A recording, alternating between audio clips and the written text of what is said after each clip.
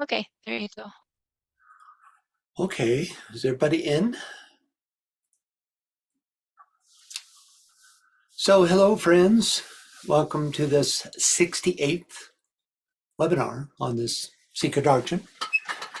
This webinar series is available on makara.us under the subheadings More Federation webinars than webinar series in progress as shown here. We all look forward to Dwayne resuming his Awakening the Higher Mind series in July, so keep your eye on that. All episodes of this, the Secret Teachings of All Ages and the Treatise on Cosmic Fire series are also available on YouTube. Just do a search for Francis Donald and the webinar series you'd like to view. You can also access any of these webinars on the homepage of moriafederation.com. So this month in Old Diary Leaves, Colonel Olcott discusses the vibrational dynamics of public speaking. So could we get a reader, please? Sure, I'll start off. My lecture at Kanpur was delivered in the theater, a long, narrow room, which seems to me full of the most disagreeable influences. If it had been the scene of a massacre, it could not have been worse. To make it still more unpleasant, the committee followed the detestable custom of giving all the front seats to the most unsympathetic class, the Anglo-Indians and native Christian. The later, lower caste people, of course, in 9 cases out of 10. This made a wall of aura right across the room, through which I had to force my own aura to reach my friends and sympathizers. One can't help getting sensitive to these influences after a while. A sort of finer sense of their quality, or perhaps we should say polarity, becomes developed, and in such instances as this one, as to concentrate all one's will to break down and burst through this cross current, so to speak. Thank you, Bial. And next reader. Yvonne, can you read that for us, please? Yes. The phenomenon is confined to India and is due to the silent yet irresistible auric antipathy of races. Take either alone or one does not feel it, but bring them together and at once there comes this note of discord. I got over it in this way. I placed myself opposite the owl, the weakest point in the barrier, and pulling myself together, projected my current towards the Hindu majority until they and I were blended together in magnetic unity. The reality of this law of mutual attraction and repulsion has been too often felt and mentioned by public speakers and actors to be open to question. But anyone who has not discovered it experimentally can hardly be called spiritually sensitive. Thank you, Yvonne. And finally, last speaker. And Veronica, can you read that for us, please?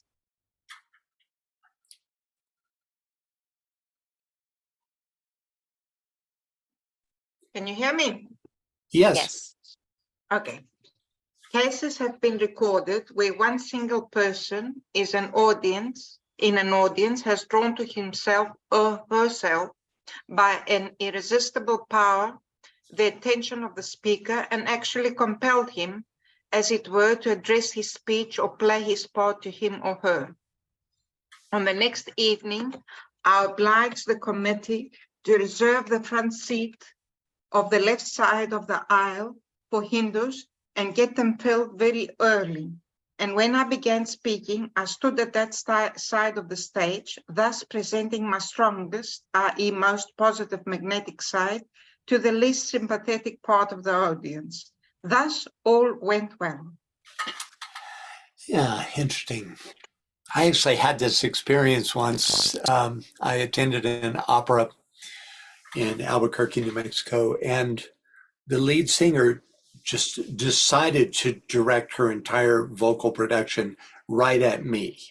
And I was like an insect pinned to his seat. I didn't feel like I could move at all. It was a jammed auditorium, and yet I had this experience anyway. Okay, last time we continued with this interim chapter called Additional Facts and Explanations Concerning the Globes and the Monads. Snappy title. Where we learned about the transfer of the life wave from one chain to the next, as illustrated in diagram 2 in the middle of page 172. Then HPB describes the threefold division of this life wave as 1, the most developed monads, the lunar gods or spirits, called in India the Pitris. 2, those monads that are the first to reach the human stage during the 3.5 rounds and to become men. And 3, the monads which will not reach by reason of karmic impediments the human stage at all during this round. The first group of monads, called the lunar Pitris, is unique because, quote, during the first globe of the first round, they pass through the mineral, vegetable, and animal kingdoms in order to clothe themselves in and assimilate the nature of the newly formed chain. And then they go on to establish the human form, all on globe A of the first round. HPB then makes a distinction between the form development and spiritual development of a human being, focusing in on the diversity of the mental plane, ending with the statement, but all the time, it is still one and the same monad, differing only in its incarnations throughout its ever-succeeding cycles of partial or total obscuration of spirit, or the partial or total obscuration of matter, two polar antitheses, as it ascends into the realms of mental spirituality, or descends into the depths of materiality. HPB goes on to goes into this statement in depth in an upcoming section, but for now we can say that, quote, differing only in its incarnations, again points to a relatively static monad. You know, at some point she says that the monad is completely static, but that's just a relative reality. We know that the monad itself does evolve, but from the point of view of a relatively static monad, the indwelling jiva differs only in its incarnations, whose evolutional time frame spans an inconceivably longer period than our personality/soul evolution. And this brings us up to where we left off. Could we get a reader, please, for the next paragraph? Vivian, can you read that for us, please? The return to esoteric Buddhism. It is there stated with regard to the enormous period intervening between the mineral epoch on globe A and the man epoch, that, in quotes, the full development of the mineral epoch on globe A prepares the way for the vegetable development, and as soon as this begins, the mineral life impulse overflows into globe B. Then, when the vegetable development on globe A is complete and the animal development begins, the vegetable life impulse overflows to globe B, and the mineral impulse passes on to globe C. Then finally comes the human life impulse on globe A. And so it goes on for 3 rounds, when it slackens and finally stops at the threshold of our globe at the 4th round. Because the human period of the true physical men to be, the 7th is now reached. This is evident, for as said, in quotes, there are processes of evolution which precede the mineral kingdom, and thus a wave of evolution, indeed several waves of evolution, precede the mineral wave in its progress round the spheres. And this is the asterisk. The term man epoch is here used because of the necessity of giving a name to that fourth kingdom which follows the animal. But in truth, the man on globe A during the first round is no man, but only his prototype or dimensionless image from the astral regions. Thank you, Vivian. So first up, Uh, yeah, Francis, hold on just a sec. And Veronica says the lunar lords collective lower consciousness of humanity. yeah, they provide the form aspect, and they re-inhabit all the kingdoms of nature and set up, so to speak, the those vehicles by which each of the kingdoms inhabit. But the very name lunar ancestors suggests that it's a form-oriented group, as opposed to the solar Petries, who are also called Manasaputris, who are the soul aspect. Okay, so first up, to return to esoteric Buddhism, remember that's the book by A.P. Sennett that she quotes from often. It is there stated with regard to the enormous period intervening between the mineral epoch on globe A and the man epoch that the full development of the mineral epoch on globe A prepares the way for the vegetable development.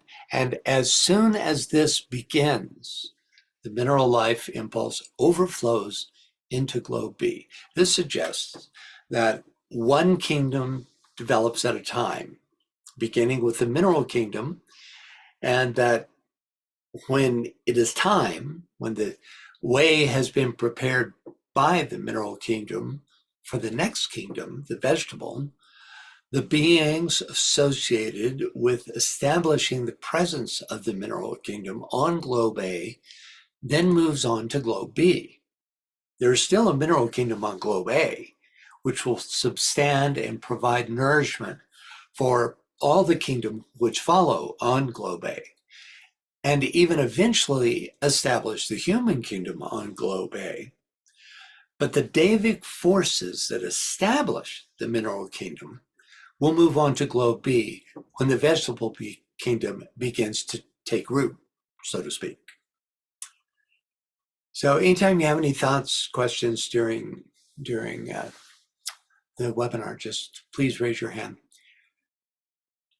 So next, then when the vegetable development on globe A is complete and the animal development begins, the vegetable life impulse overflows to globe B and the mineral impulse passes on to globe C.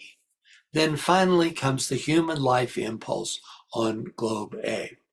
So this further articulates the process by which the life impulse of each kingdom takes root, one kingdom and one globe at a time. If we follow what HPB has given us so far, we have the following progression. First, the life impulse of the mineral kingdom establishes itself on globe A at the commencement of the first round. Then the mineral life impulse moves on to globe B as the initiating impulse of the vegetable kingdom establishes itself on globe A. Then the mineral life impulse moves on to globe C as the life impulse of the vegetable kingdom establishes itself on globe B, and the life impulse of the animal kingdom is initiated on globe A. Then the life impulse of the three lower kingdoms move onto their next successive globes as the life impulse of the human kingdom establishes itself on globe A. Next, all four kingdoms move on to the next successive globe, and globe A goes into pralaya until the next round. If this pattern holds, then the next migration looks like this, with globe B going into pralaya, and the next like this, with globes A, B, and C in pralaya. But what happens next? At the next transfer, does the mineral kingdom immediately establish itself on globe A of the second round? Or, and this seems more likely to me, do all the kingdoms successively move into pralaya before the commencement of the second round? If this is the case, then the next stage would look like this, with 2 kingdoms in pralaya, then 3 kingdoms in pralaya, and finally, when the last kingdom, the human, passes off of globe G of the first round, that entire round goes into pralaya before eventually reintroducing the kingdoms, again, one by one, on round 2. So I hope you get a sense of how this progresses. Any thoughts or questions? Yeah, and Veronica says, she says, sorry, I'm stuck on the Lunar Lords. Do we help the Lunar Lord to evolve? Do they finally, as everything, evolve to solar angels? They are, yes. First of all, the short answer is yes. But they represent, there's not a lot of information about the question you just asked.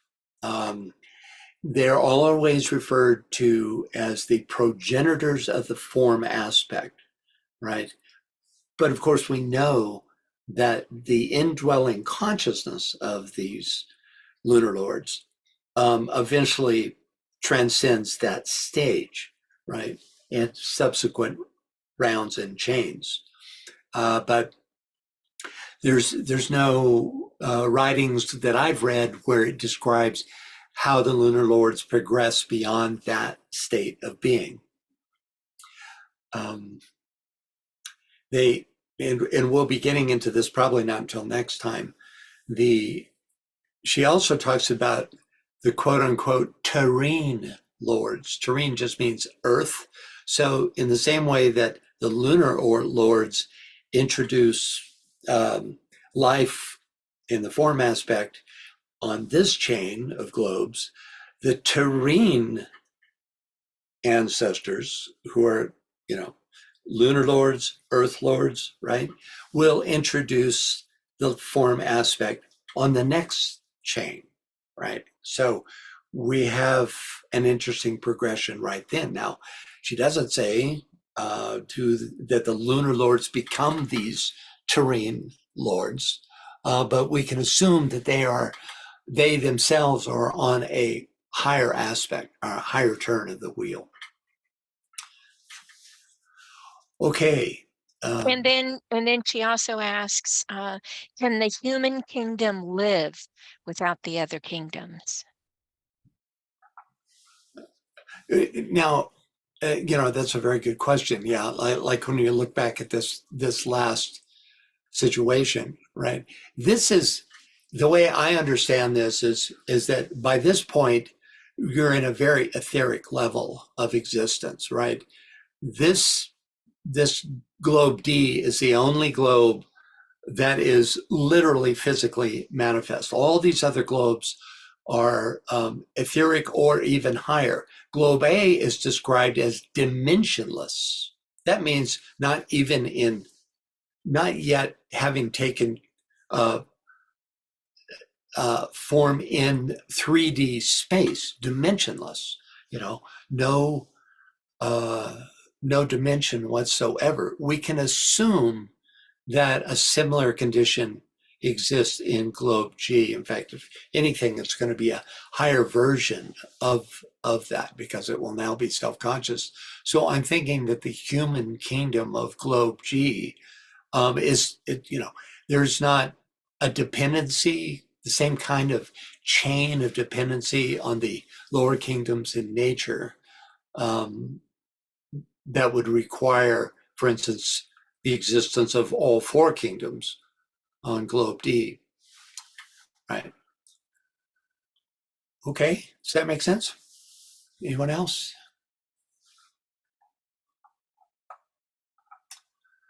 Okay. So Yep. Okay. And Veronica says, so the humans that are not evolved are considered animal? no, humans that are not evolved are personality identified, and that's a good question as to, let's go back to that slide. What determines what the human kingdom is on globe G? My guess is that with each successive globe, because you're talking about 7 root races for each one of these globes, right? That the level of evolution of the median human being would be at a very, very high level. I mean, DK gives us descriptions of what the 7th root race, just 2 races away from us now is. And it's full awareness on the higher mental planes and the ability to see etherically and to know without question the existence of the solar angel. So what I would think would be the case is that anyone who actually incarnates in such an exalted stage as the 7th globe in the human kingdom will have long ago transcended personality aspects, right? And therefore would be working at a whole other level of existence. That's probably as good as I could do with that. If anybody has any insights, it seems like very detailed information, we're given here, going through all these globes and how they pass and et cetera. But in fact, it's just the bare rudiments of what's actually going on. She talks about the passage, but she doesn't talk about the conditions or the nature of the consciousness that exists on these globes. Not at this stage, anyway. I saw a hand. Yeah, I think Trudy had her hand up for a nanosecond. Did you have a question, Trudy? Yes. What globes are those? Are they moving to? I mean, when it moves from one globe to another, which globes are they moving to? You mean which groups move from one globe to the next? Yes. Yeah. But I mean, what globes are they moving to? Which What globes? globes? No. Yeah. Okay. Okay. Is your question what globes are they moving to, or what groups are they moving to? What globes are they moving to? Okay. What globes are who moving to? Like the mineral kingdom and the vegetable kingdom. Right. And Okay. All right. Let's go back and recap. Okay. So these are the globes. 1, 2, 3, 4, 5, 6, 7. Now she numbers them here, A through G, in this particular chart.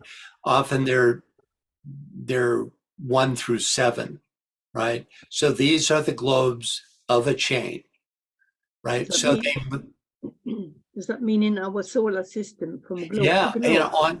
on our Earth scheme we're talking about, So right now we're in the 4th round of let me pull up let's see. Let's go back. Okay, I'm on 25.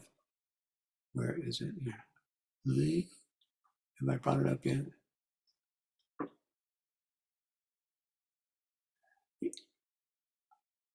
Okay, I'll just bring this up for a second. So right now, we're in Globe D of the 4th round of this whole chain, right? Yeah. So this is a chain of 7 rounds, and those 7 rounds represent passage through 7 globes 7 times. So we have, in other words, the globes stay the same through an entire chain. So you have the first time you go through all the globes, the second time you go through them all, the third time you go through them all. And we right now are in the middle of the 4th time that the fourth passage through all the globes on what's called globe D, which is the most material. So to get back to your questions, we go back to here. So this represents the very beginning of the habitation of the globes in this chain of rounds. Okay, I know the terms can be very confusing to get used to them. They were for me too, but I'm finally starting to get used to it. So is that the lunar scale? Is that on Luna rather than the Earth then? No, this would represent the first globe on the Earth chain, right? And it's the lunar lords that manifest on the first globe of our Earth's chain. First globe, first round, right? And there they establish the mineral kingdom, right? And then you have this succession that we just went through, you know, with each kingdom being established on each successive globe. They're all the Earth. So we're not talking about Okay. globes in the solar system. They're the more etheric versions of our globe D, right? But in this case, just in the first round, right? And then on until finally there's going to be a shift to the second globe second round where the same globes are revisited. Okay. But before that happens, all the kingdoms go into pralaya, into a state of stasis, right? Before they then go into the next level. I hope that helps a little. I know it's a complex subject, but all of them are involved in the Earth scheme. Everything we're talking about here is involved in the Earth scheme, right? And the passage is from each kingdom to the next globe of this chain. Mm. Yeah, because it was the lunar thing. Right. Well, the reason for that is that the lunar peaches were established in the previous chain, and it's the lunar Petries that because they developed consciousness in that previous chain, which was the lunar chain, the moon chain, right? That's why they're called lunar Petries. You know, there are the progenitors or ancestors because they came from a previous chain. So it's confusing, I know. So that first wave of monads that I talked about in the very beginning are those ancestors. And the reason they're ancestors is because they came from that previous chain, the moon chain, right? That first wave brings the life wave from the moon chain and reestablishes it for the first time on our Earth chain. And that's why they're called lunar ancestors, right? Mm-hmm. Thank you. Does that help a little bit? I hope. I know it's complicated. I saw another hand.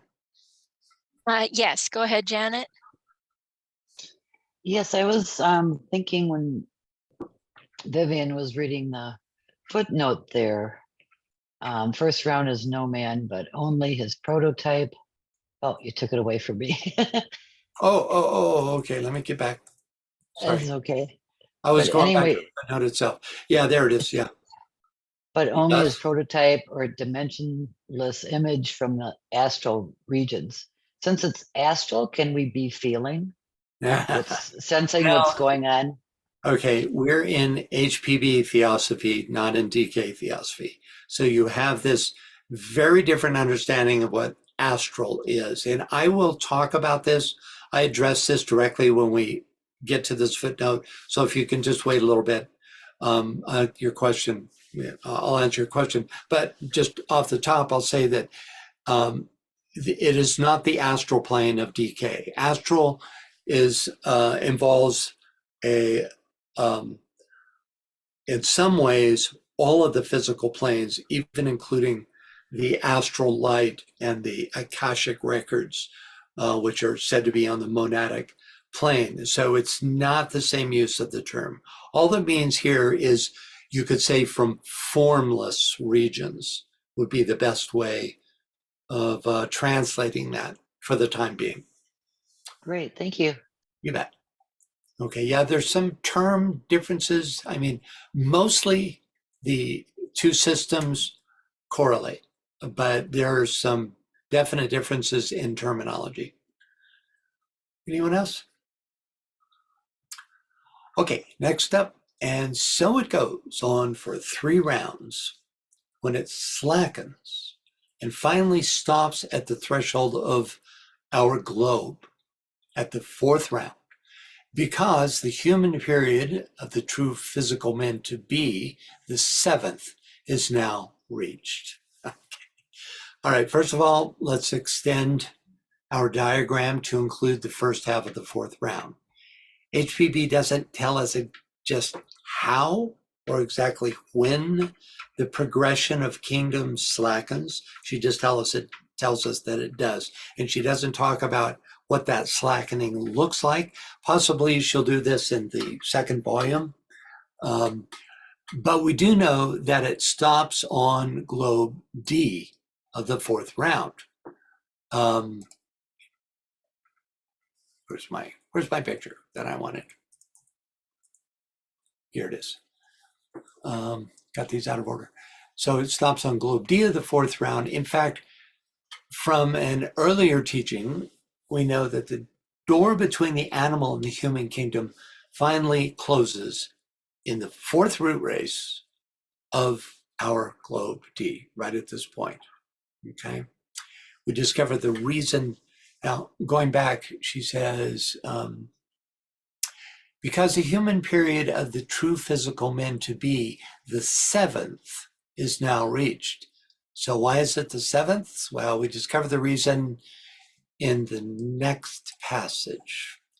This is evident, for, as said, there are processes of evolution which precede the mineral kingdom, and thus a wave of evolution, indeed several waves of evolution, precede the mineral wave in its progression around the sphere. So, if we just number from the mineral kingdom, man is the 4th kingdom up. And in fact, we call it, us, the 4th kingdom, right? Beginning our numbering with the mineral. But here she's telling us that it's the 7th. And the reason is because there are these, what she calls processes of evolution, which precede the mineral kingdom. The number 7 establishes the fact that there are 3 elemental life waves that precede the mineral life impulse. This is confirmed by the chart that appears on page 94 of Treatise on Cosmic Fire, where we find 3 elemental kingdoms involutionally preceding the mineral kingdom. Okay. Thus making humankind, if we count from the beginning of these, the 7th life wave. Okay? Finally, we have the footnote, which references the term man epoch.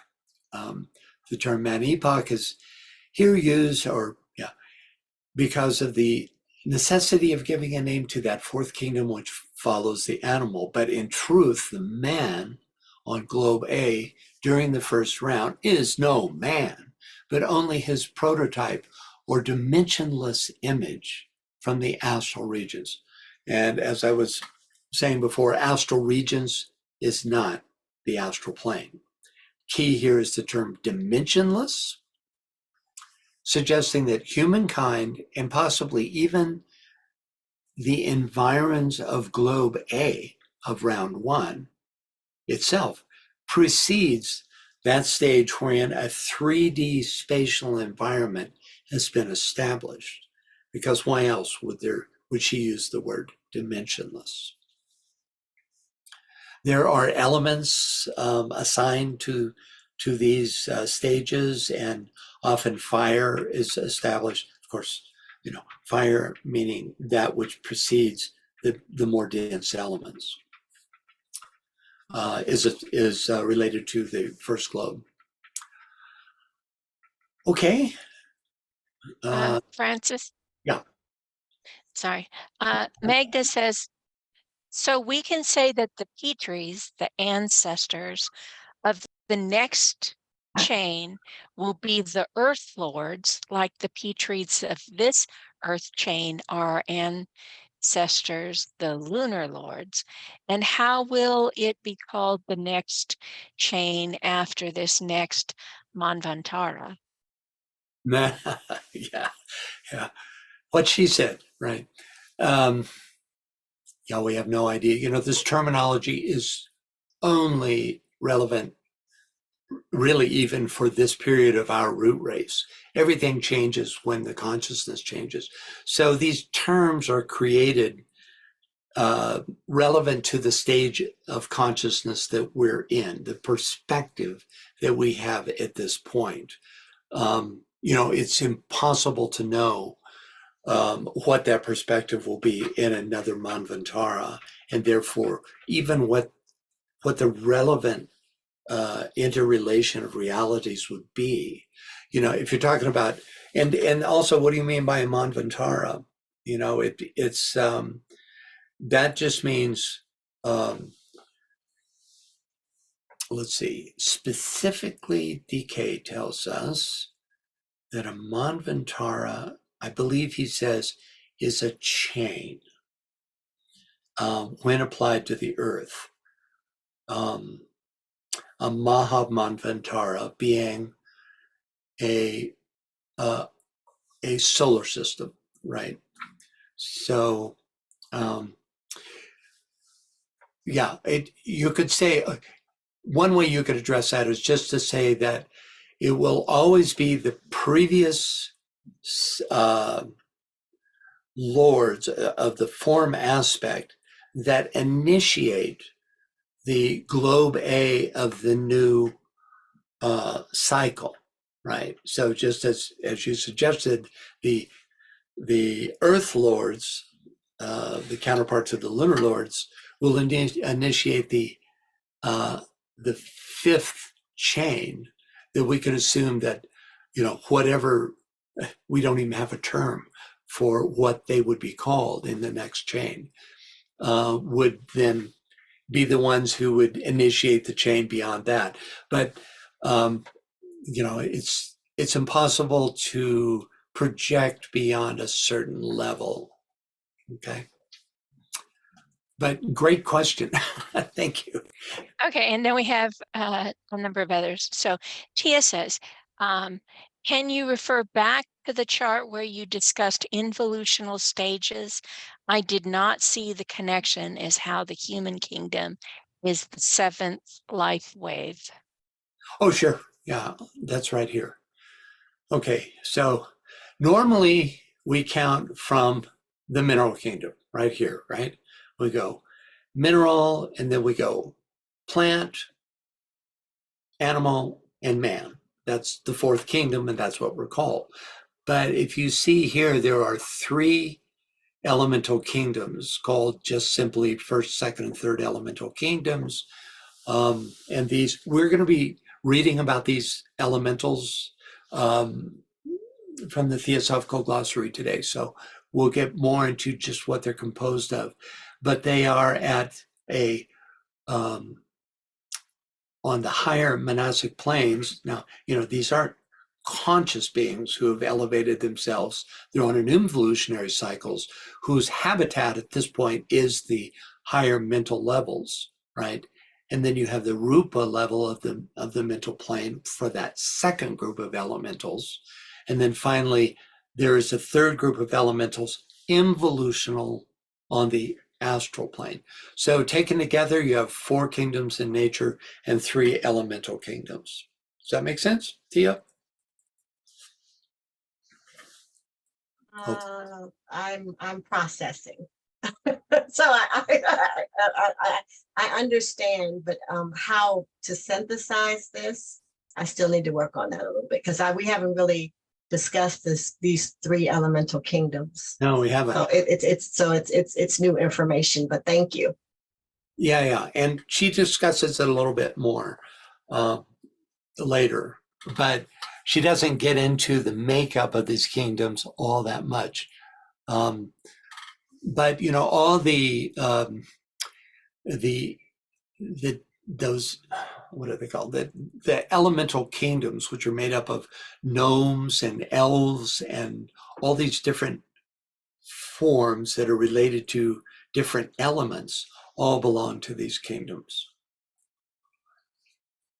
Okay, let's see. We have several hands, but we have a couple of comments first. So Anne Veronica says, can we go back to the chart with the involutionary and evolutionary cycle and see the globe there? You talking about these? Is that what she's talking about? No, the one you were talking with Tia. Oh, okay. Okay. Yeah, here. Yes, can we get some, I don't know if it's the right question, the globes where there might be as we go down and we go up. Okay, that's a bit of an apples and oranges thing. This, all of these kingdoms exist on each globe.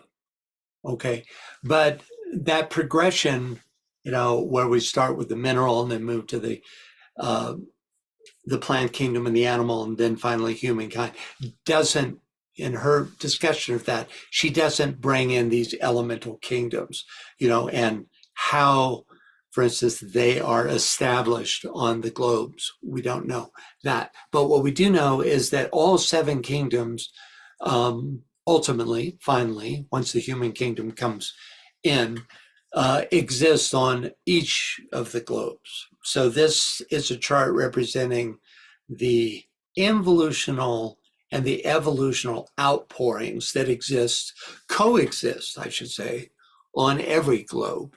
Though there's going to be a much stronger emphasis on the involutional side on the earlier globes up to the 3rd root race of humanity before there's before, for instance, this 3rd life wave of spirit starts to take effect. So you could say from one point of view that yes, this applies to the unfolding through all 7 globes, but it also exists on each globe. You have all these 7 kingdoms. So this could be thought of as one globe. It's not really about the globes. It's about these 3 life waves, that come forth from the 3 logi, right? So you have the evolution of matter is initiated by the 3rd logos, called the first life wave, and then the evolution of form, that is congeries of atoms of substance, is initiated by the 2nd logi, and that's the one that we're really talking about through all this discussion, right? Which is these 7 kingdoms that are described, right? And then finally, we have this lifting up out of the material body altogether onto the Buddhic plane through the 3rd life wave. So it's really a separate chart from a chart that discusses the globes. However, it does list these elemental kingdoms, and that's why I used it. Shows their relative position. Sorry for the confusion. I'm trying to get heads or tails. It's not an easy topic. Anyway, I forgot about that. The first logos is the next solar system. Mm-hmm. So all these rounds and change and all these will start again, won't they? They will start again with different numbers and from a different level altogether. For instance, the substantive aspect for the next solar system will not be in the 3 lower subplanes at all. It'll be at Buddhic levels. Buddhic matter will be the matter of a human being. That's the ground zero. And then it'll go up from there. So, yeah. But otherwise, all 3 aspects will be involved, though greatly changed. For instance, matter will include the love aspect. It's something we can't even imagine now, but the material substance will have integrated the love aspect, right? And then the progression will be into the will aspect. And the whole purpose of all these schemes will be a progression into the will aspect. Really nothing we can even fathom from our perspective. Okay, any other questions? Oh, yeah. All right. Magda, you want to go ahead, please? Yeah, hi, can you hear me, Kay? Yeah. Yeah, I meant, I listened to your answer and it kind of seems to me like you were making it a question of lexicon more than a focus of what I'm trying to understand. I'm just reasoning by logic, meaning, if the Petries or ancestors of the past chain are called the lunar lords, we earth lords, Petries of the next chain, it doesn't matter what it's going to be called, Right. will be called, specularly, of course, we're speculating, by reasoning by logic, but will be called Earth Lords. And then I was adding to that, and that's real speculation, how will be possibly be called the next chain after this next Manvantara after the Earth chain.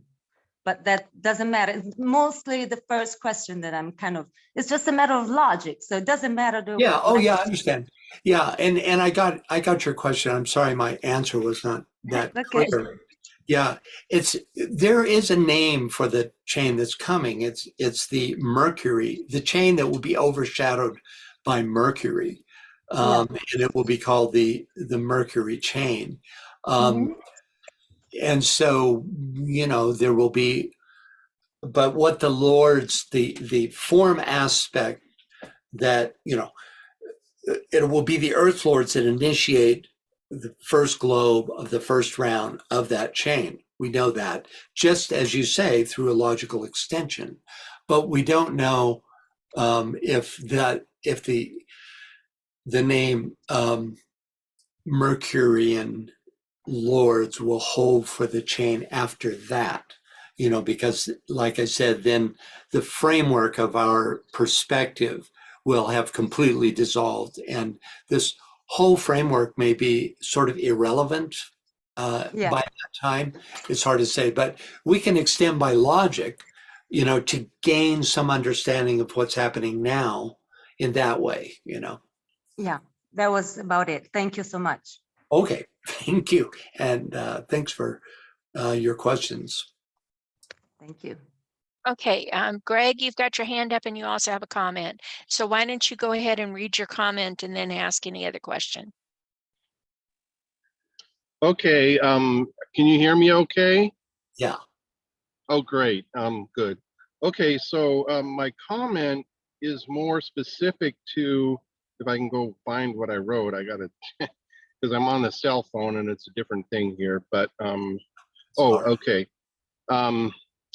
So how do we integrate HPV's work to DK's work? Because you were saying that they're kind of like apples and oranges.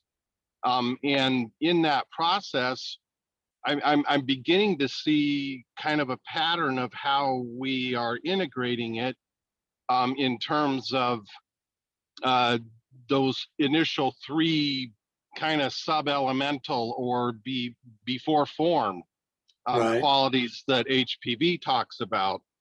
In Well, a DK sense, talks about them too. It's really more like Fuji and Gala apples rather than apples and oranges. They really do belong to the same system. There's sometimes a different emphasis, and certainly the terminology shifts, but it's definitely the same source fount for both, and DK was very much a part of HPB's unfoldment. So, okay. yeah, and and how do you relate the two? Carefully. In other words, little by little, one at a time. We've done this in the last webinar, the one before that. I tried to relate the terminology for the various she's as understood in HPB era theosophy to the DK's she's. It's not a perfect fit. There's just one truth, which was recognized in one way in the 1880s, 90s, and in another way. But the same truth is permeates both systems, right? Mm-hmm. Yeah. And I really do try to relate the two, because most of us are much more oriented towards DK theosophy, and yet we have an interest in what HPB has to say. So I try to relate it when I can. Mm-hmm. Okay. And then in the other part that BL was asking me about, um, uh, so in some sense, we're preparing, I mean, even though it may happen 100 years or 500 years from now, but we're already initiating the new sixth root race, which is probably going to be on that fifth chain, because No, as we not on the fifth chain. The fifth chain is 7 globes from now and 49 root races from now. Okay. So it's way out there. It's So way out chain there. is, yeah. Yeah, So yeah. chain is much more a globalized long distance, well, like Mavantara, because that's a super long time as a Mavantara. Yeah, you Right? could call it a Manvantara, Mhm. a period of time. And the thing is, it's not there's some specific numbers given, usually in trillions of years. But you Right. have to remember that there are these periods of pralaya between even root races, and for Hmm. definitely between globes, where time is suspended.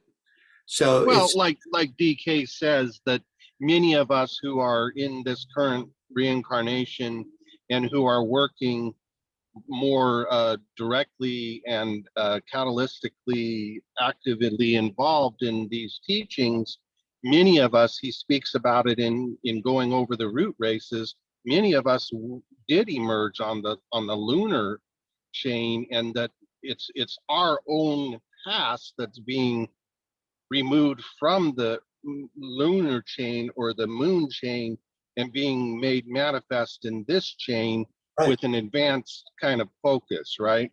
Yeah, that's right. Yeah, Yeah. people who individualized on the moon chain, are very much present.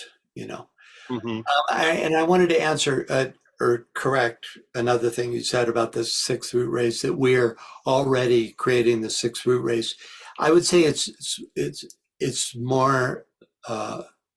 The focus is more now on the sixth sub race of the fifth root race. Mm. Where there will Okay. be a greater penetration into the higher mental planes, and Uh-huh.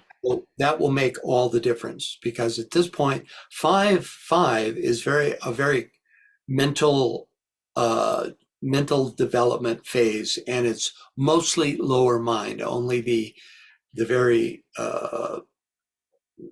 forefront of this fifth subrace of the fifth root race is developing higher mental. But by the sixth subrace of the fifth root race, there will be a penetration of that barrier by a great number of people. And by the sixth root race proper, that will be the median human experience, is one of the illumination of the higher mental planes. Oh, okay. Wow. What the way you've said that, just for me, it makes it more synthesized in my mind, but it's a Good. tricky thing because you have to sense it, and it's intuitive primarily that we can begin to identify and embody and perceive it Right. based. Yeah. Okay. Well, thank Thanks, you Greg. so much. I appreciate that. You bet, Greg. Anybody else? Yeah, Catherine says, I'm appreciating this question about the interface of HPB's teachings and DK's. Yeah. You know, for instance, if you pull up a term like we're going to be looking into the Manasaputras, she mentions them in passing here, and I pull up a Theosophical Glossary definition of it.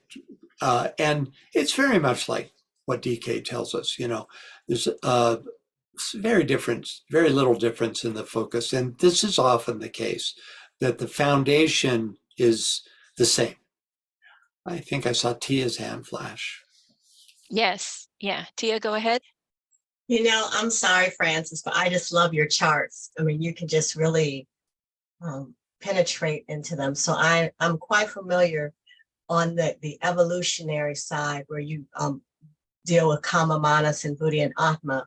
But on the involutionary side, where we're descending, you have these different sort of aspects here under Sat, Ananda, Chit that has to do with the qualities of air and touch and light and water and earth, the correspondences.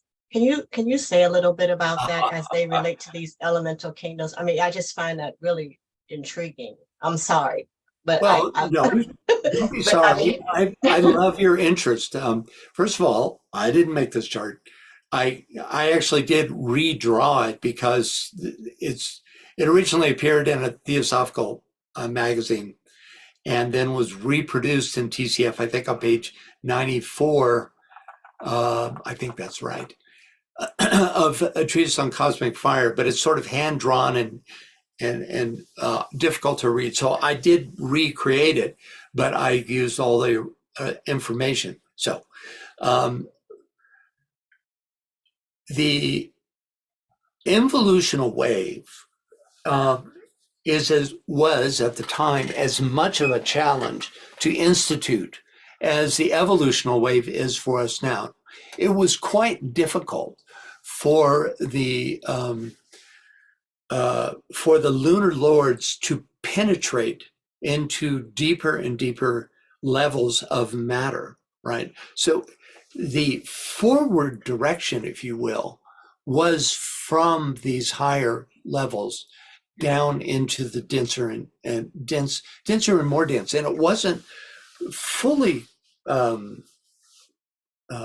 accomplished until this globe, and in humanity until the third root race of this globe, when somewhere during the third subrace, I believe it was, which was the egg-born. So this is still obviously, since there were no physical eggs ever laid by man, it was still an etheric level of procreation, right? It wasn't until the separation of the sexes at the fourth subrace of the Lemurian race that we really got down into this physical plane level, right? So this just describes that journey, you could say, from being able to move from the relatively formless, penetrating into the form, aspect. And it gives sense correspondences and the qualities of the bodies as you're moving up through these. So yeah, it's a fascinating chart to ponder.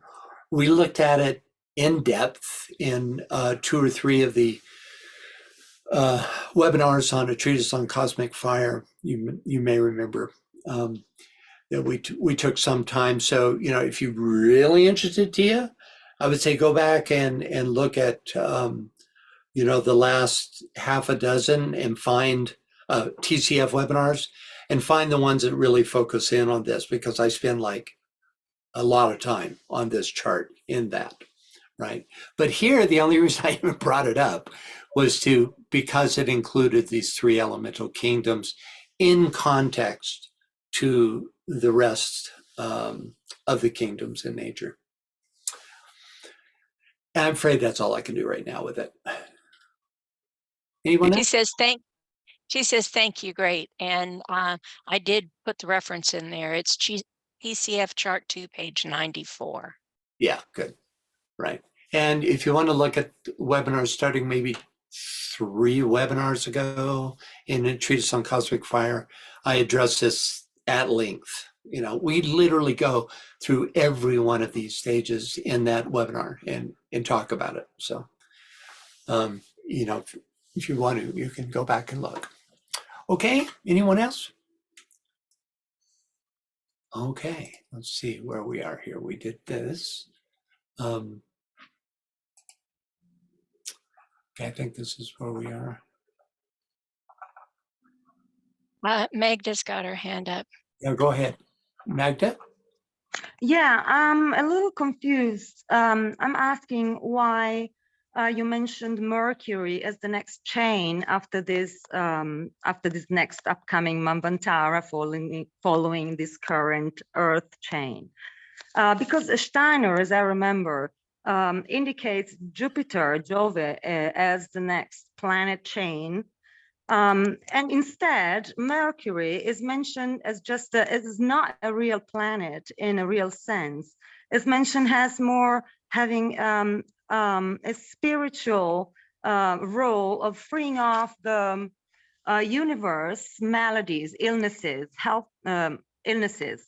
So this is a merely spiritual therapeutic role. And but my question is, why did you mention Mercury as the name of the next chain after this present Earth chain? Okay, because in a treatise on cosmic fire, DK gives us an invaluable chart. I'm trying to find it here, see if I ever, because I usually use these charts over and over. It may be here and it may not.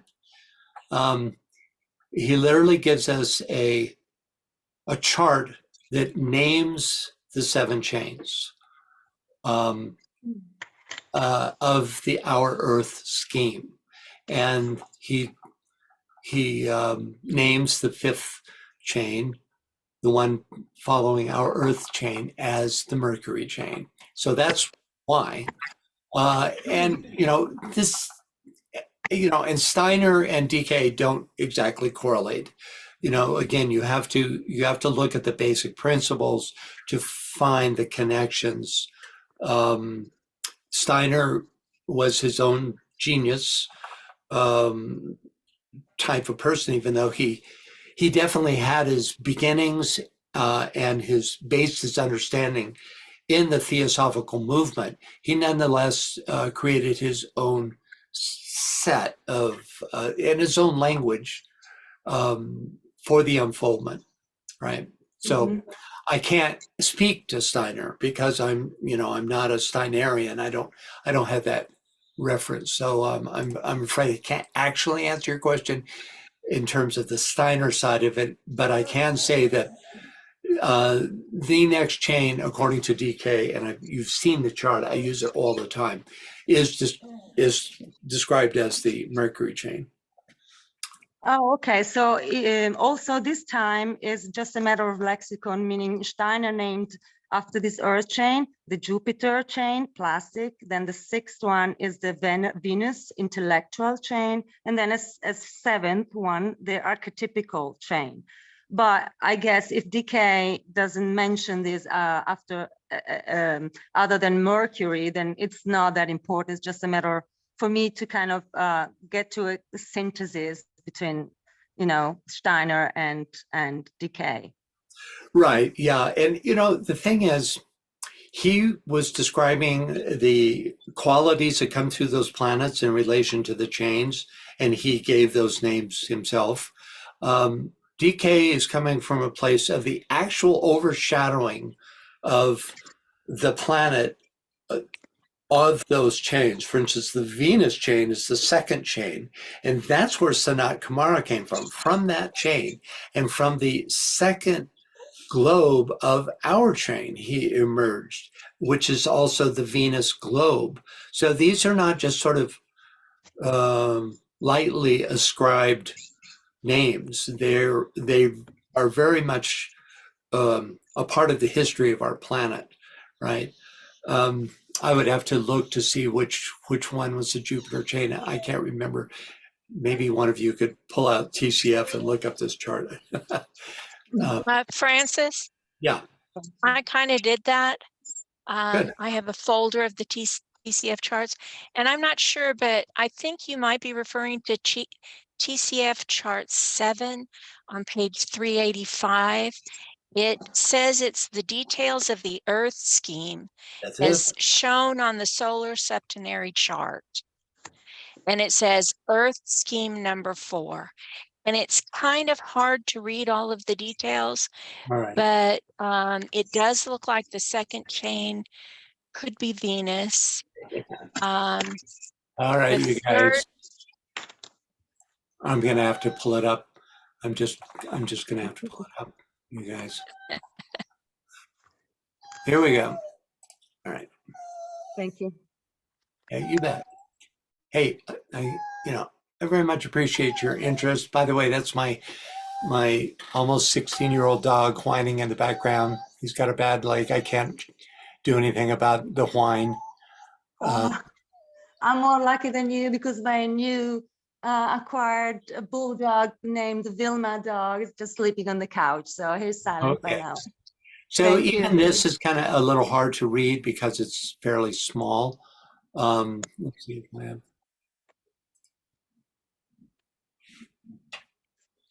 No, I'll just stick with this. I don't want to get too far afield. Too late.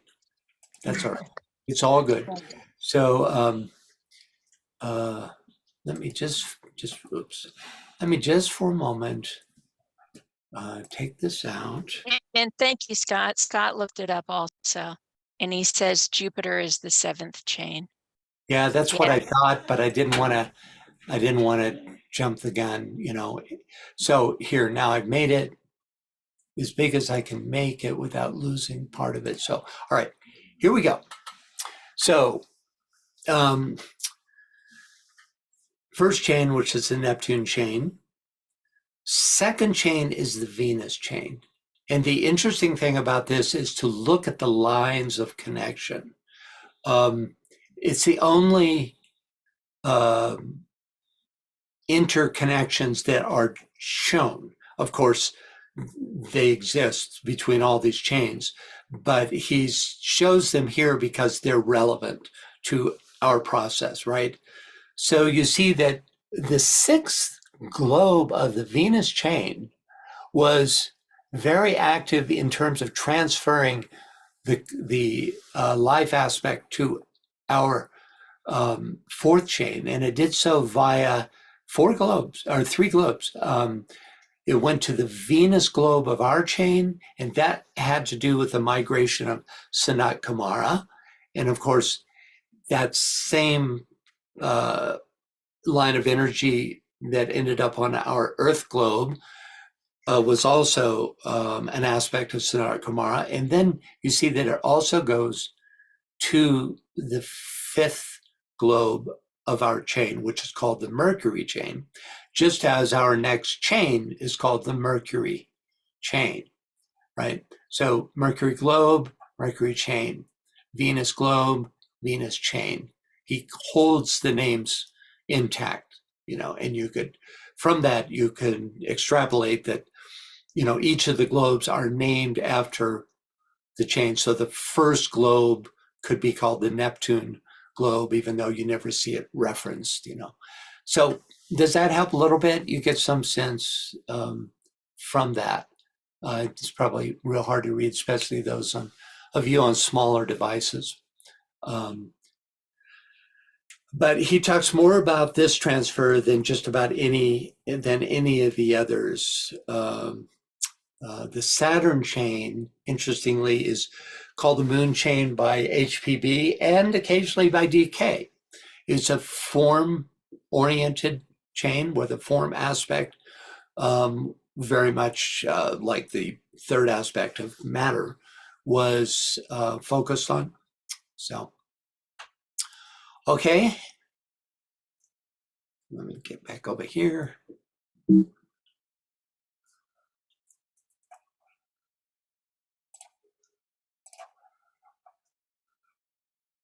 Okay.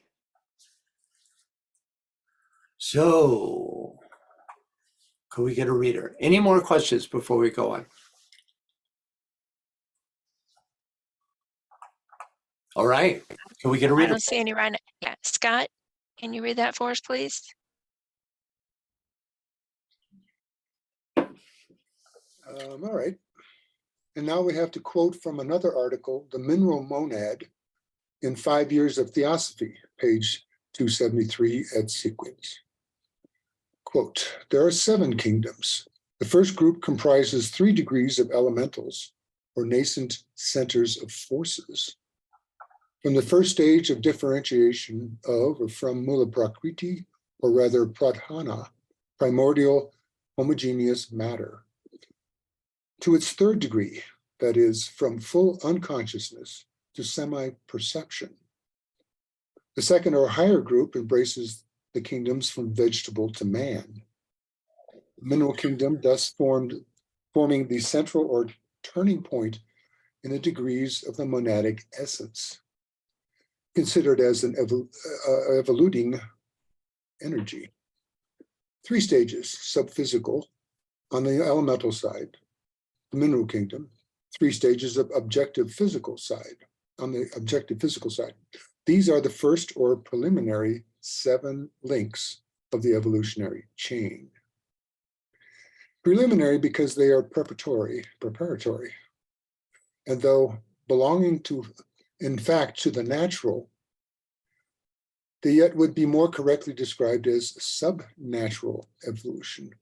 This process makes a halt in its stages at the threshold of the 4th stage, when it becomes, on the plane of the natural evolution, the first really man-word stage, thus forming with the 3 elemental kingdoms, the 10, the Sephirothal number. Thank you, Scott. Okay, this is almost indecipherable without the accompanying chart.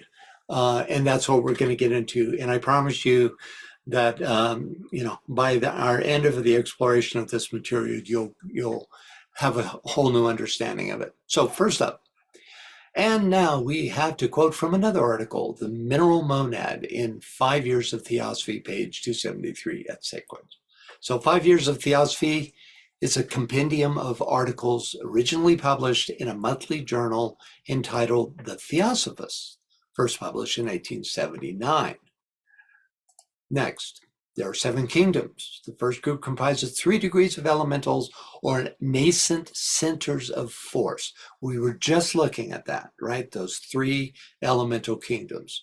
From the first stage of differentiation from Mula Prakriti, or rather Pradhana, primordial homogeneous matter, to its 3rd degree, that is from full unconsciousness to semi-perception. So that's the range within those 3 elemental kingdoms. Pradhana is the first differentiation of Mula Prakriti, or noumenal matter.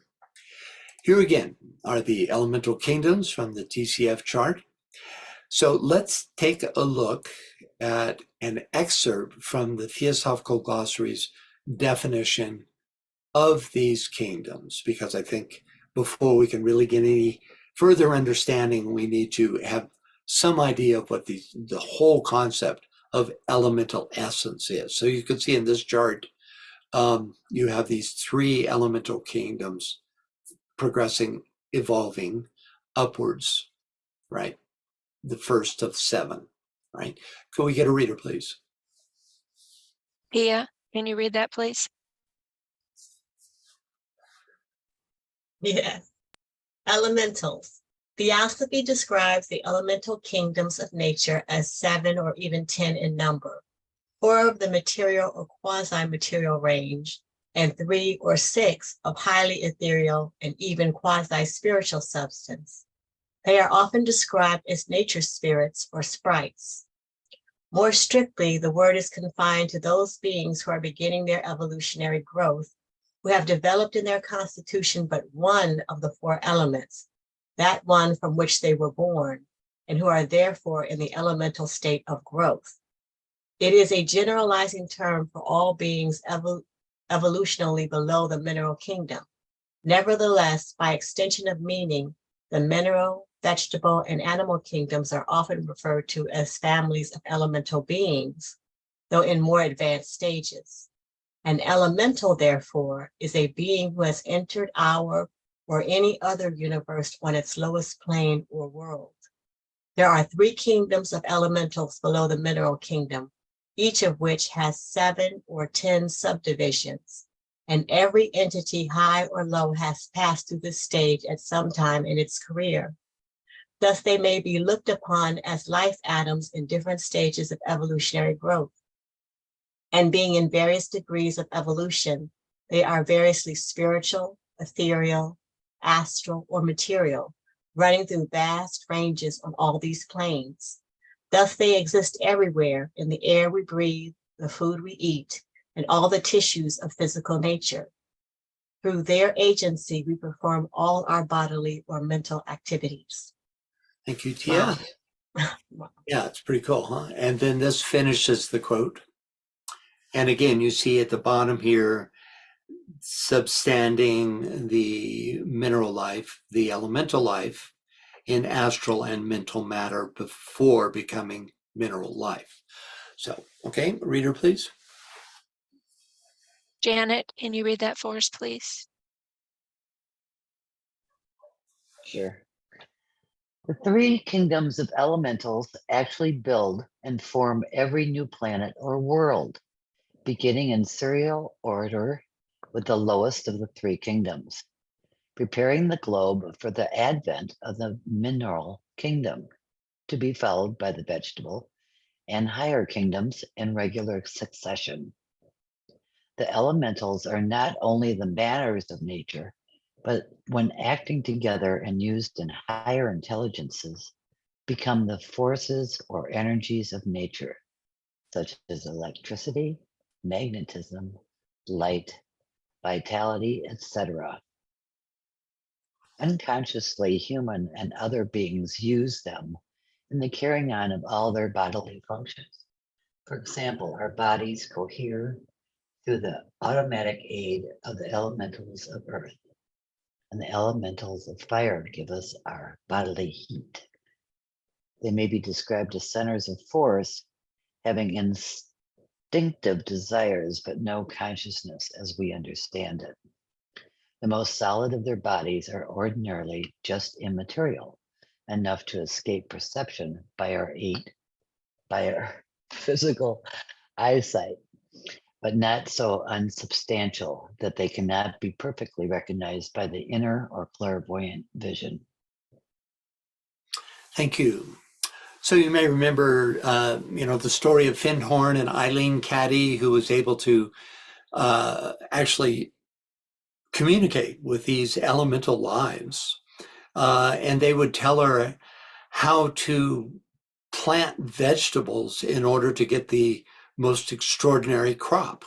And that's exactly what happened. They planted vegetables in very poor soil, sandy, and no natural nutrients, and they won awards for largest cabbage and that kind of thing, because she stayed in touch with the elemental lives that were involved in the production of the vegetable kingdom. Pretty extraordinary stuff. And you hear a lot about the sprites, gnomes, fairies, all the beings that belong to the 3 kingdoms. DK talks about them in a treatise on cosmic fire. Okay, so any thoughts or questions?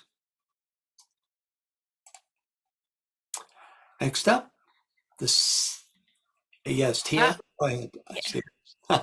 Sorry. Yeah, go ahead, Tia.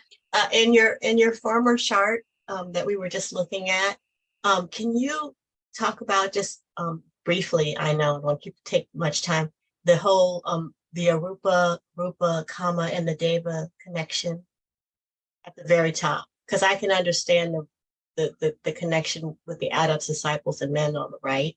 It's just understanding this aspect of these elemental. Oh, well, they're grades of devas, just like there are grades of humanity, right? And right.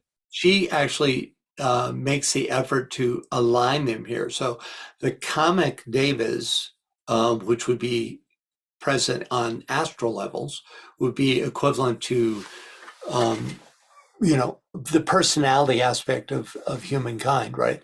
The Rupa Devas would be more mentally oriented devas, disciples, mentally polarized devas, mentally polarized disciples, and therefore would the substance with which they work would be on the mental levels. Arupa devas would deal with higher mental and higher levels of substance, as do the adepts.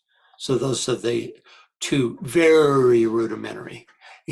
Like I say, DK talks about these at length, and it's going to be really fun if we ever get there. Well, so these elementals that are sort of like beneath that and building up into this devas, are they on the same line then?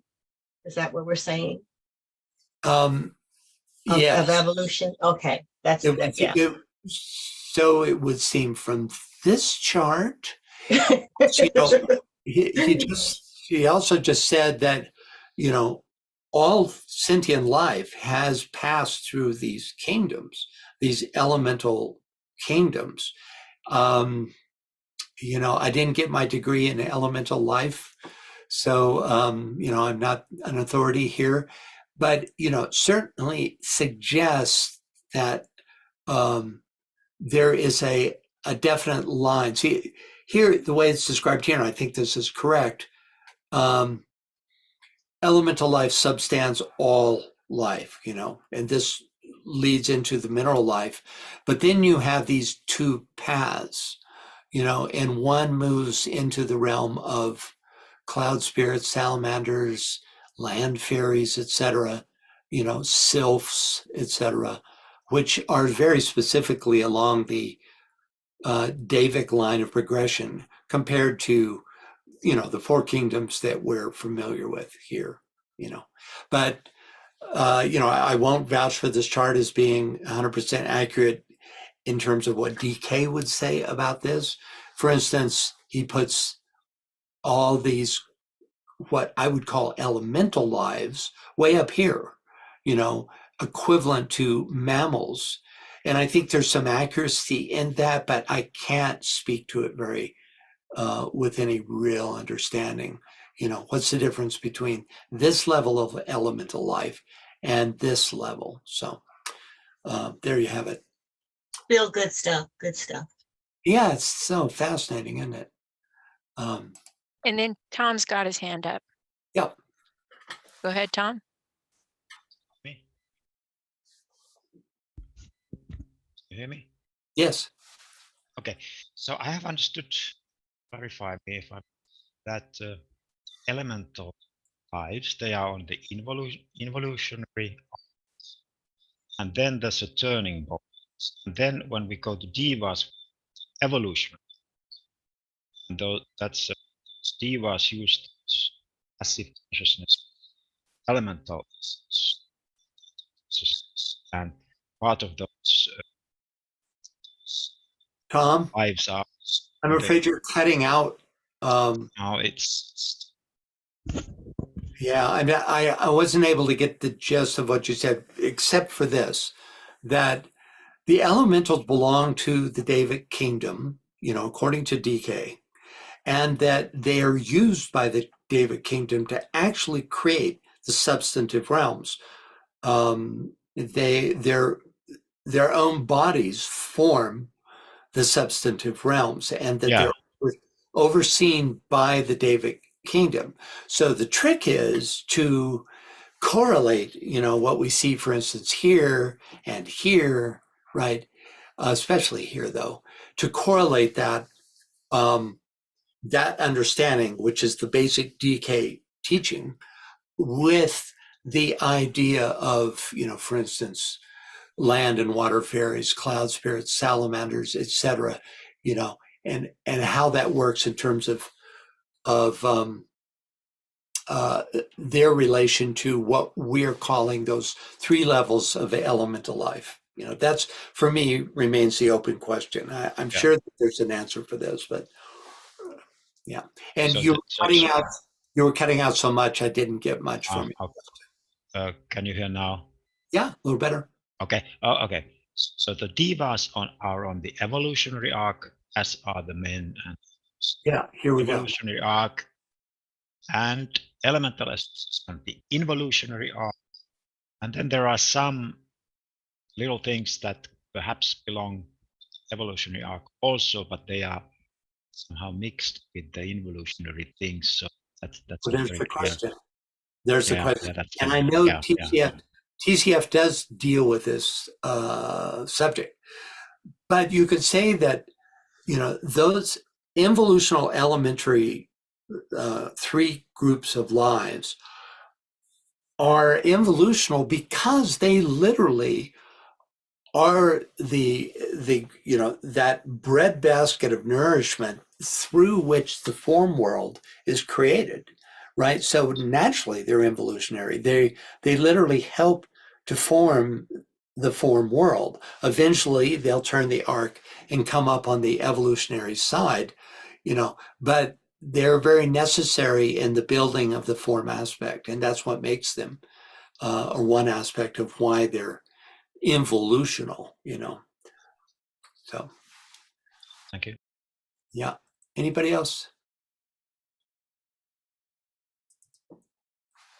Okay. All right, next. Hold on here. Hold on here. Magda says, I need to look this denomination up in order to try and get a synthesis. And I think you mentioned it was in TCF, right? Yeah, there's a lot of text concerning the groups that are described here, the different levels of Davic beings. Yeah. Yeah. Okay. There's several mentions of them in. I'm trying to find a page.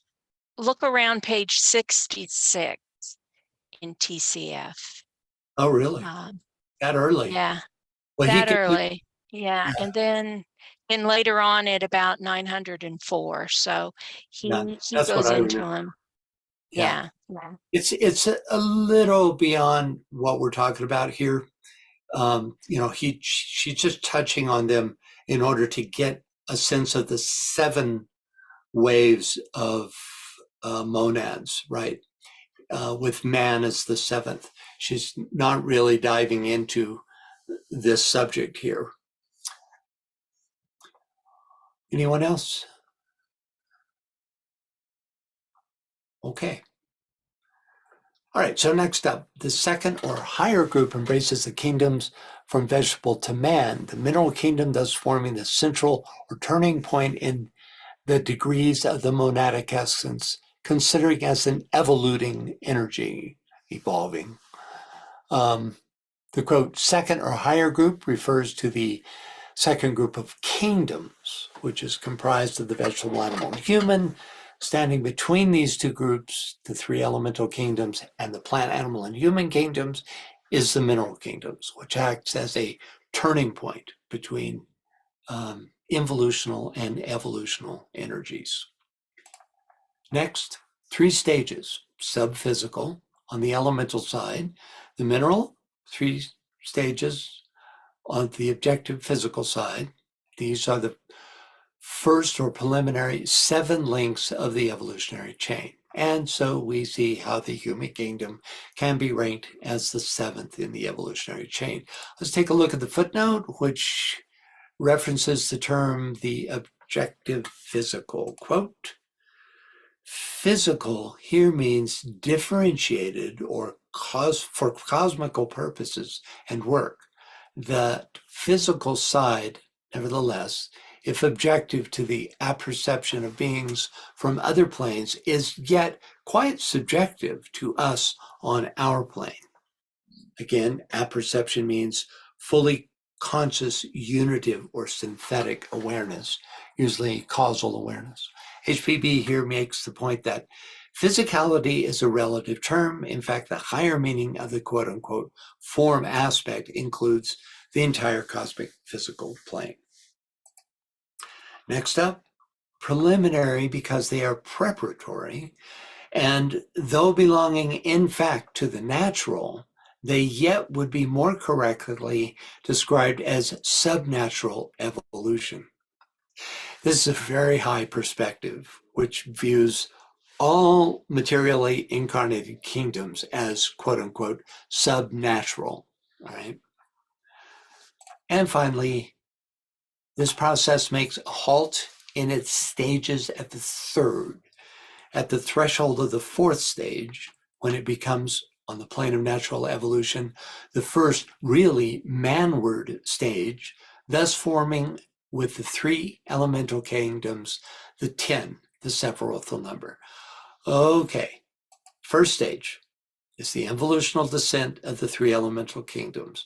The second stage, the turning point in and through the mineral kingdom.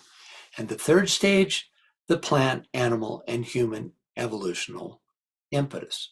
The fourth stage is passage into the fifth kingdom, that of the soul. At this point, we're here being told we graduate from quote unquote subnatural to natural evolution. The phrase, the first really manward stage, refers to the stage of identification with the true self, altogether beyond animal man. That's why she calls it the first truly manward stage. With this, we enter into the realm of the higher three or triadal consciousness.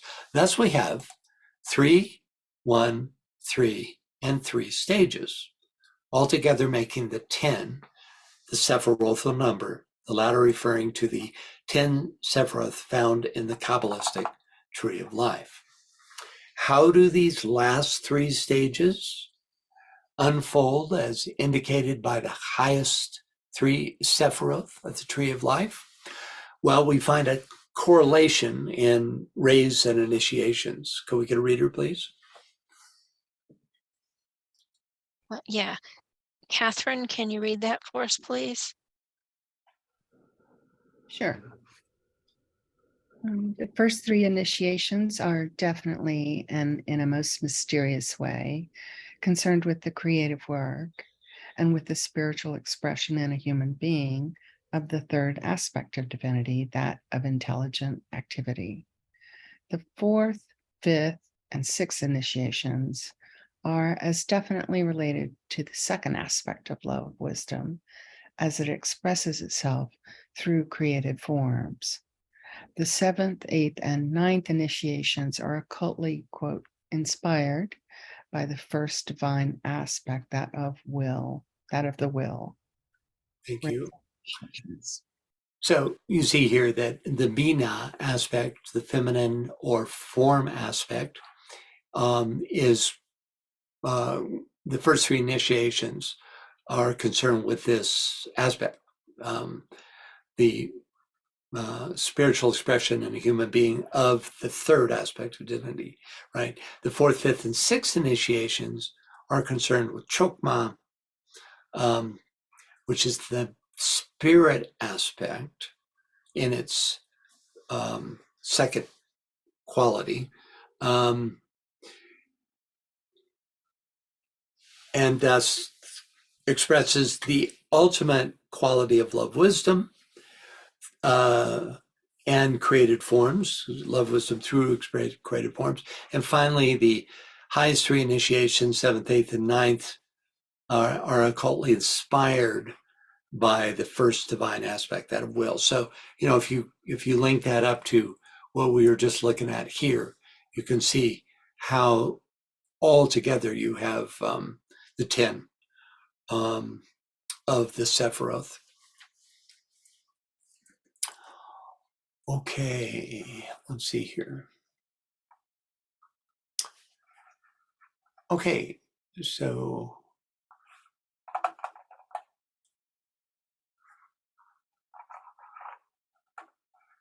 okay, next up, can we get a reader, please?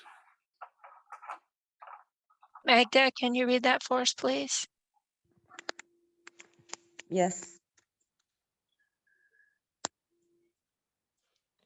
It is at this point that begins a descent of spirit into matter, equivalent to an ascent in physical evolution.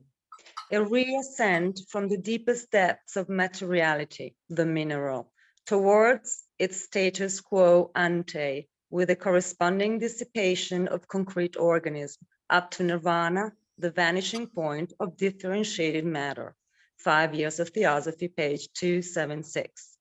Therefore, it becomes evident why that which is pertinently called in esoteric Buddhism wave of evolution and mineral, vegetable, animal, and man impulse stops at the door of our globe as its fourth cycle or round.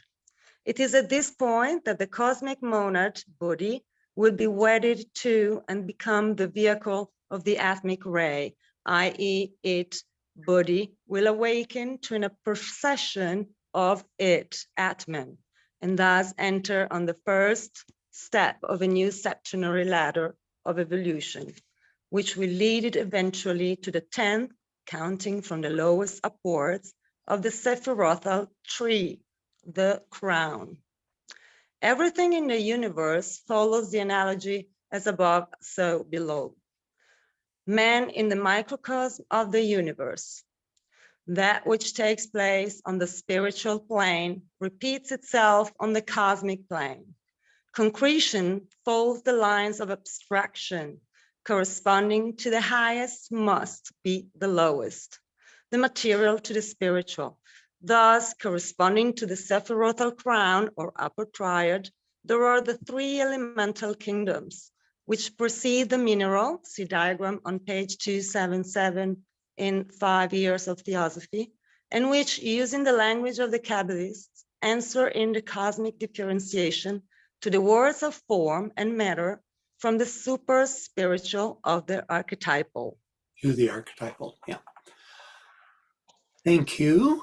So first up, it is at this point that begins, quote, a descent of spirit into matter equivalent to an ascent in physical evolution, a reascent from the deepest depths of materiality, the mineral, towards its status quo ante, with a corresponding dissipation of concrete organism up to nirvana, the vanishing point of differentiated matter. So status quo ante means a previously existing state.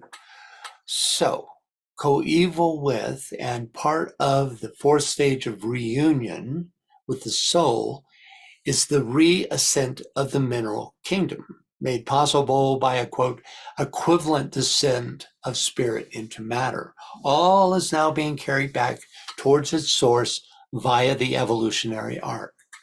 Nirvana, the vanishing point of differentiated matter, is the threshold of the Buddhic plane, gained through the fourth initiation for humankind and through a reascent through globes E, F, and G for the lower kingdoms in nature, but without the gain of a liberated self-consciousness. Next, therefore, it becomes evident why that which is pertinently called in esoteric Buddhism wave of evolution and mineral, vegetable, animal, and man impulse stops at the door of our globe at its fourth cycle or round. She tells us why in the next sentence, why it stops. It is at this point that the cosmic monad, Buddhi, will be wedded to and become the vehicle of the Atmic ray. That is, it, Buddhi, will awaken to an apperception of it, Atman, and thus enter on the next step of a new septenary ladder of evolution, which will lead it eventually to the 10th, counting from the lowest upwards, of the Sephirothal tree, the crown. So we have a few HPB era theosophical terms we need to define before we can make sense of this statement. HPB's use of the term cosmic monad is not here referencing the absolute or something beyond the solar system, but rather the Buddhic vehicle of a human being, which brings one into planetary consciousness. The Atmic ray is the downward penetrating influence of Atman, which is pure consciousness, the highest part of a human being, equivalent to DK's monad.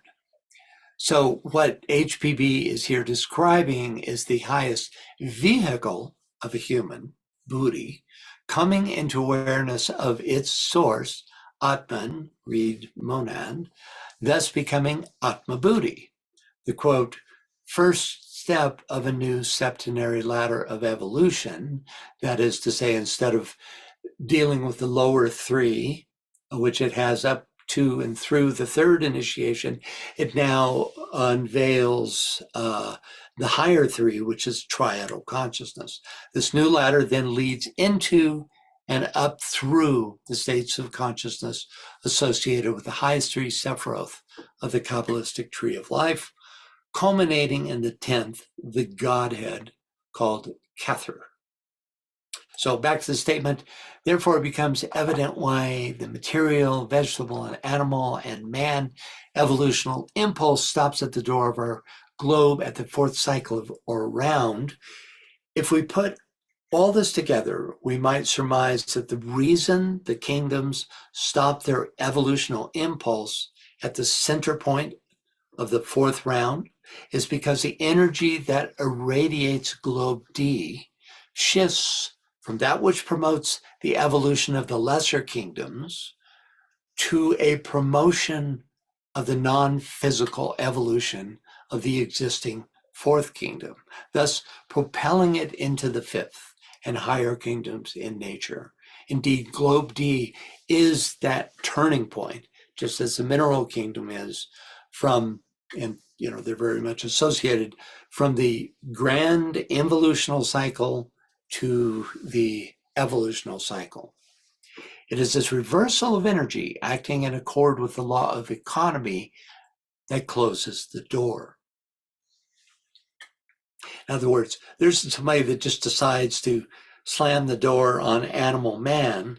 It's the shift in energy that prevents that animal man from taking any further opportunity at this time, because then it becomes all oriented towards the evolutionary phase of the fourth kingdom moving into the fifth.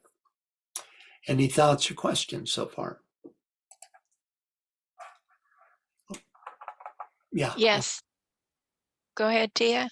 So, and I guess that you already answered it with the discussion of closing the door on animal man, because that's implicit in that is the third aspect of the spiritual triad that we're not seeing here described. Right. As we go to Atma Buddhi, but in that evolutionary arc is the monastic development, manas.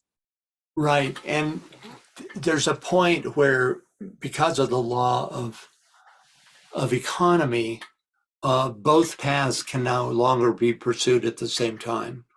That the door has to close in order to hold the new vehicle and make available those higher energies that will evolve humanity. We've just passed that midway point. It happened in the last root race. You could even say that the destruction of Atlantis marked that absolute midpoint of the parabola between the involutional and evolutional cycle, even of the entire scheme, because it was it's the fourth race of the fourth globe, of the fourth round, of the fourth chain of this fourth scheme. So it's really an extraordinary event that happened in the middle of the last round. And it might have had something to do with its destruction, is that all of that dense, that energy of that densest aspect overwhelmed that race, and it had to be stopped, interestingly, at the fourth subrace of that time, right? But since then, we have been, even though just barely with this fifth root race, all the other fours still line up, but now we move from the fourth to the fifth root race. But in a way that makes all the difference, because we're now very definitely on the evolutional arc, and hence the door has been, has been closed. Thank you. Okay, next. Everything in the universe follows the analogy as above, so below. Man is the microcosm of the universe. That which takes place on the spiritual plane repeats itself on the cosmic plane. So this basic philosophical tenet is here referencing the, quote, new septenary ladder of evolution, which leads to the higher initiations. We might surmise that this begins with the fourth initiation, when the initiate graduates, the initiate moves into the higher triadal consciousness of Atma Buddhi Manas. And finally, we have concretion follows the line of abstraction. Corresponding to the highest must be the lowest. The material to the spiritual, thus corresponding to the sephiroth crown or upper triad. There are the three elemental kingdoms which precede the mineral. See diagram on page 277 in 5 Years of Theosophy, and which, using the language of the Kabbalists, answer in the cosmic differentiation to the worlds of form and matter, from the super spiritual to the archetypal. So let's take a look at the reference diagram. If I had this to do over, I would have introduced this diagram long ago, because I see it would have been useful in our reading so far, but I didn't introduce it until she mentions it here. I'm going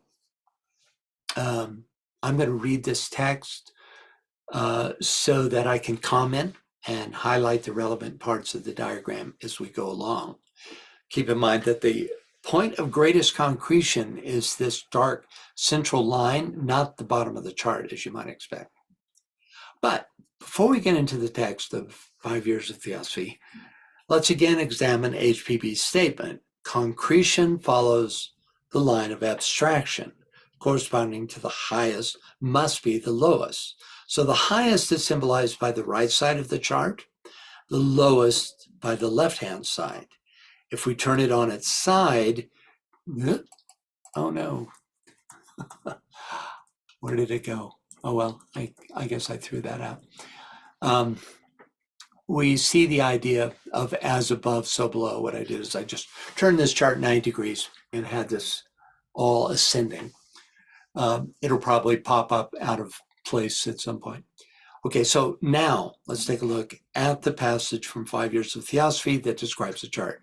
First, the line AD, here highlighted, represents the gradual obscuration of spirit as it passes into concrete matter. Next, the point D indicates the evolutionary position of the mineral kingdom from its incipient D to its ultimate conception. From its incipient D to its ultimate concretion. So it moves along this line, gradual evolution of form.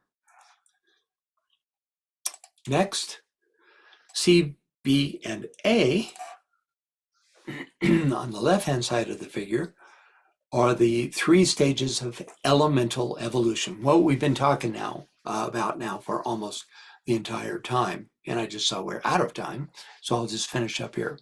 That is the three successive stages passed by the spiritual impulse through the elementals, of which little is permitted to be said, before they are imprisoned in the most concrete form of matter. I'll just finish this. We're going to repeat this next time so we can get a context for our discussion. And next, and A, B, C on the right-hand side are the three stages of organic life: vegetable, animal, and human. Next, what is total obscuration of spirit is complete perfection of its polar opposite, antithesis, matter. And this idea is conveyed in the lines A to D and D to A. The arrows show the line of travel of the evolutionary impulse in entering its vortex and expanding again into the subjectivity of the absolute. And finally, the central thickest line, D, DD is the mineral kingdom, which stands as the fulcrum point, you could say. So it's a pretty cool chart, very different perspective. And I think what I'm going to do is next time just start again with that explanation, and that'll be the basis of where we go from there. Any last thoughts or questions? Sorry for keeping you over a few minutes. TSS, thank you. That's really clear. Oh, good. Okay, you want dates? Yeah, let's get into the dates. Okay, the next Secret Doctrine is going to be on the 16th of July. The next Secret Teaching of All Ages is off schedule, but it will be on the 9th of July. Pre-full moon will be on the 2nd of July. And I believe you have a TCF coming up on This the Friday, 23rd, right? right? Just in 5 days. So it's a lot of crossover in this material. I'm amazed at how much the Secret Doctrine and the Theories on Cosmic Fire from two different angles look at a lot of the same material. So, okay, everyone, thanks so much. I appreciate your patience. It's not easy material. Hopefully, the diagrams and explanation has helped unpack it a bit. So until next time, thanks a lot. Bye-bye. Goodbye, everybody. Thanks.